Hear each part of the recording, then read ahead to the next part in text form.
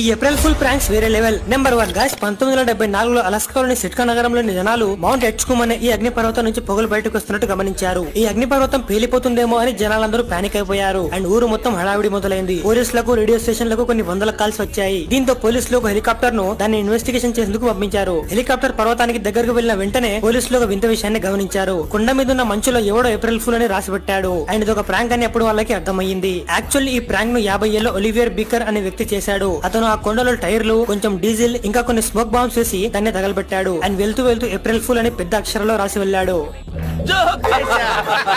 Number 2 friends, ఒకసారి ఈ prank చూడండి. ఇక్కడ ఈ వ్యక్తికి తన భార్య కొన్ని లాటరీ టికెట్స్ ఇచ్చిస్తుంది. అండ్ అతను వాటిని స్క్రాచ్ చేస్తూ ఉంటాడు. అప్పుడే అతనికి ఆ లాటరీ తగిలిందని తెలుస్తుంది. అది కూడా $5,000. తర్వాత అతను ఇంకో లాటరీని స్క్రాచ్ చేస్తాడు. అప్పుడు అతనికి $10,000 లాటరీ తగులుతుంది. ఇంకేముంది, మనోడు వెంటనే కార్ తలాలు తీసుకెళ్లి దాన్ని రిడీమ్ చేసుకునేందుకు బయలుదేరతాడు. అప్పుడు అతని భార్య, బేబీ అవి నకిలీ లాటరీ టికెట్స్. ఈ రోజు ఏప్రిల్ 1 కదా, నేను